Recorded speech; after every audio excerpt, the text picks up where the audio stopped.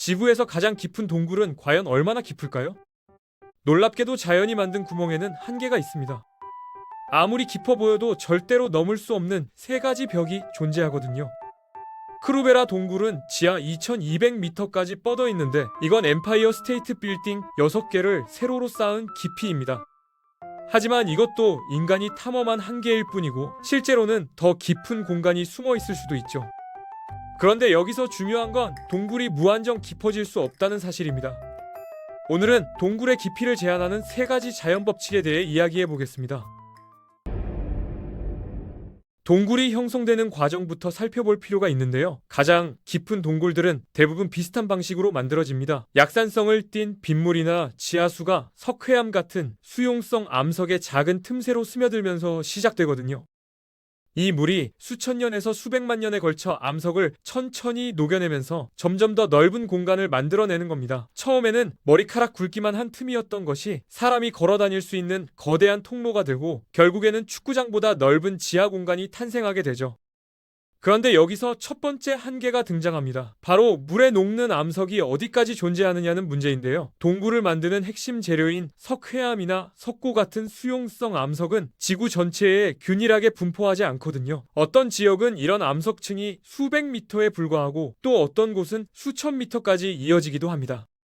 세계 최대의 동굴 네트워크로 알려진 매머드 동굴이 겨우 118m 깊이에 머무는 이유가 바로 이것 때문이에요. 이 지역의 석회암층이 상대적으로 얇기 때문에 물이 아무리 오랜 시간 암석을 녹여도 더 깊이 내려갈 수가 없는 거죠.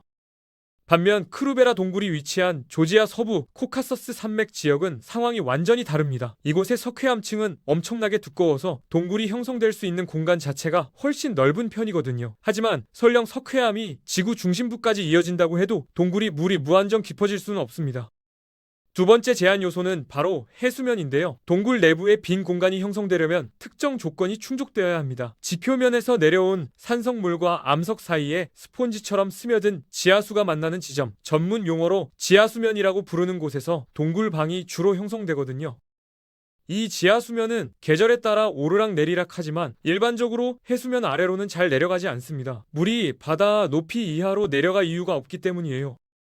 크루베라 동굴이 2200m라는 엄청난 깊이까지 뻗을 수 있었던 건 동굴 입구가 해발 2250m 높이에 있기 때문입니다. 입구 자체가 산 정상 부근에 위치해 있어서 2200m를 내려가도 여전히 근처 흑해 해수면보다 높은 위치에 있는 거죠. 만약 같은 동굴이 평지에 있었다면 지금처럼 깊어질 수 없었을 겁니다. 결국 동굴의 깊이는 입구가 얼마나 높은 곳에 있느냐에 크게 좌우되는 셈이에요. 세 번째이자 가장 근본적인 한계는 암석의 압력입니다. 지구 내부로 들어갈수록 위에 쌓인 암석의 무게가 점점 커지는데요. 이 압력이 어느 수준을 넘어서면 아무리 단단한 암석으로 둘러싸인 공간이라도 찌그러져 버리게 되거든요.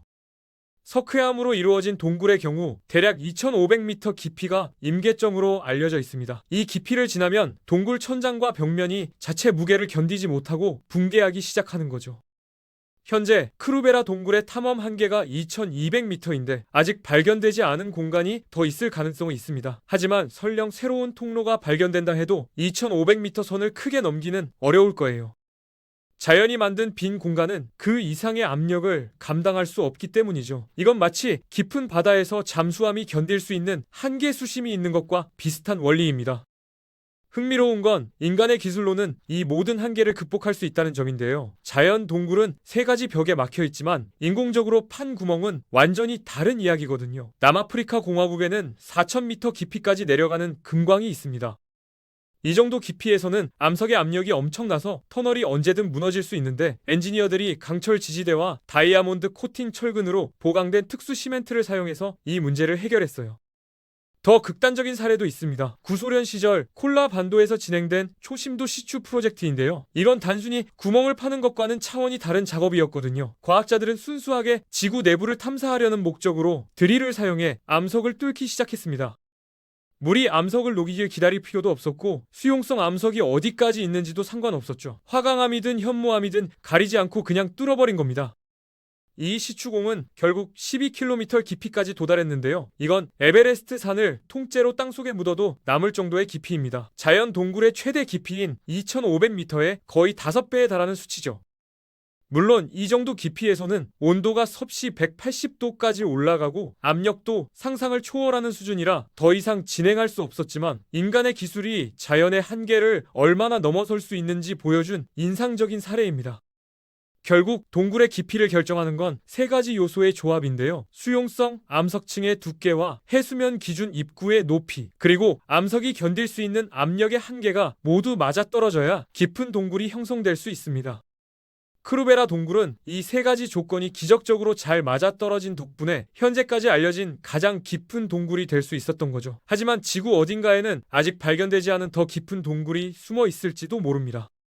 다만 확실한 건 그 동굴조차도 자연의 법칙을 거스를 수는 없다는 사실이에요. 2500m라는 보이지 않는 천장은 어떤 동굴에도 예외 없이 적용되니까요. 인간이 만든 구멍은 이 한계를 넘을 수 있지만 그건 더 이상 동굴이라고 부르기 어렵겠죠. 자연이 스스로 만들어낸 경이로운 지하 세계는 결국 자연의 규칙 안에서만 존재할 수 있는 겁니다. 지구 표면 아래 펼쳐진 이 거대한 미지의 세계는 여전히 탐험가들의 호기심을 자극하고 있는데요. 크루베라 동굴만 해도 완전히 탐사되지 않은 구역이 남아있다고 합니다.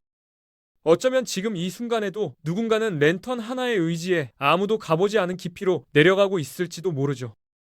하지만 그들이 아무리 깊이 내려간다 해도 결국은 석회암이 끝나거나 해수면에 막히거나 암석의 압력에 부딪히게 될 겁니다. 지구가 허락한 깊이까지만 갈 수 있으니까요.